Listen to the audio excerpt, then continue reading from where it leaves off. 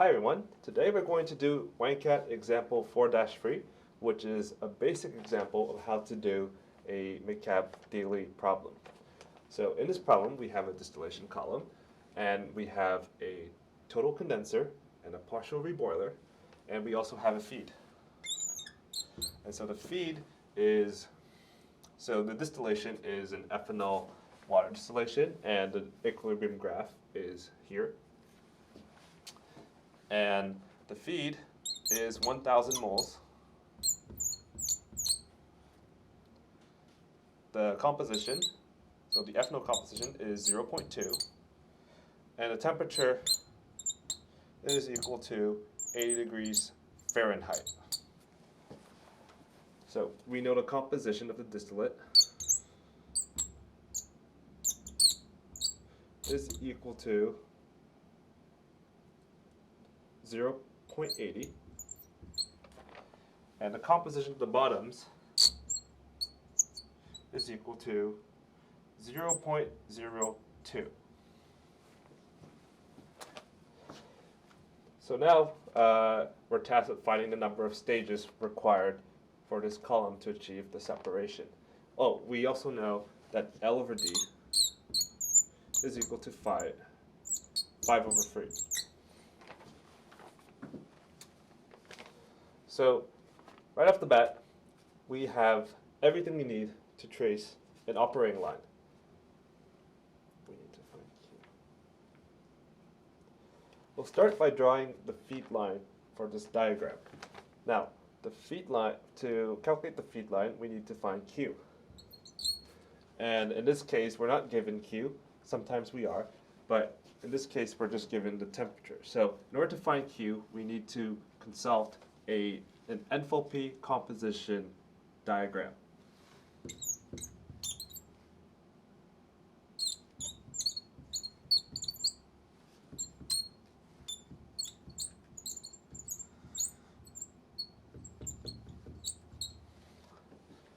And from that, you can find the enthalpy values of Q at saturated liquid, saturated vapor, and its enthalpy at the current temperature. So in this case, Q, so H is equal to 15. Now, Q is defined as Q is equal to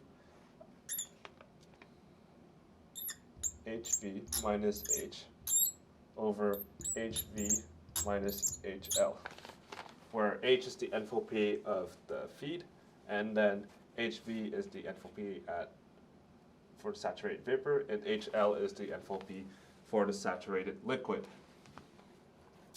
Now, when you consult the enthalpy composition diagram, you'll find, and you calculate this, you'll find that Q is equal to 1.13. So if we have Q, we know that the slope of the feed line is equal to Q over Q minus 1. So this is equal to 1.13 over 0.13, which gives us a value of approximately 8.7. So that's a very steep line. So if we draw this, it will look something like this. And the reason why it passes through 0.2 is because the feed is 0.2. So it needs to pass through 0.2 on the XY line.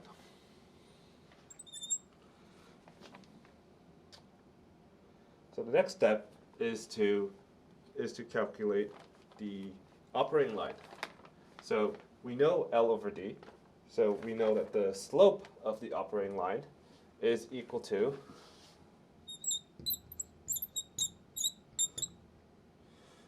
L over D over 1 plus L over D. So this is equal to 5/3 over 1 plus 5/3, which is equal to 5/8. We also need to calculate the y-intercept. y-intercept is given by the equation xd times 1 minus L over V. And this, we know that this is 5 over 8. And when we calculate this, this gives us a value of 0.3. So now we know the y-intercept, the operating line, and we know the slope. So now we can essentially calculate, well, trace the operating line. So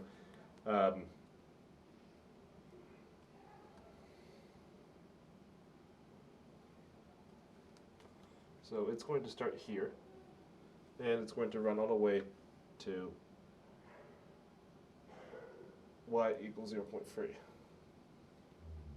So it's going to roughly look like this, but a bit straighter. So let me fix that. So now we've traced the first operating line, and we need to trace the second operating line.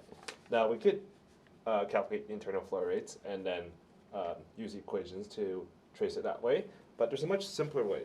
Since we know that the operating line needs to pass through the point 0.02 on the xy line, so which is approximately about here, and we also know that it needs to intersect with the feed line and the first operating line, then we can simply trace the line between those 2 points.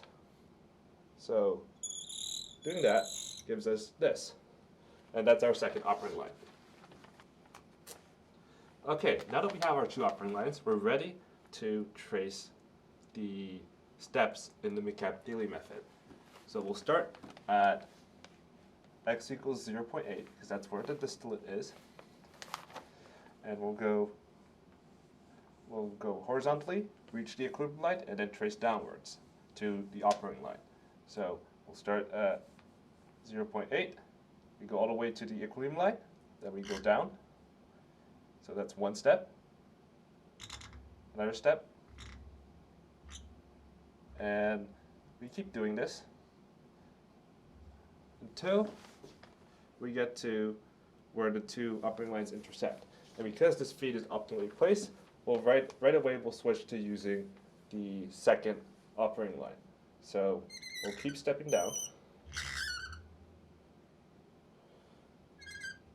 like so. And we keep doing this until we reach the bottom's composition, which is 0.02. Now that we've traced all the steps, we'll need to calculate. We'll need to count them. So the number of stages is the number of times your steps touch the equilibrium line. So we'll start 1, 2, 3, 4, 5, 6, 7, 8, 9, 10, 11, 12, and then there's a final point here, which is a bit too difficult to see, but it's your final point. But it is not a stage because this is actually the reboiler. The reboiler is a partial reboiler, and so as a result, it counts as an extra equilibrium stage. And so the final answer is 12 trays plus your reboiler.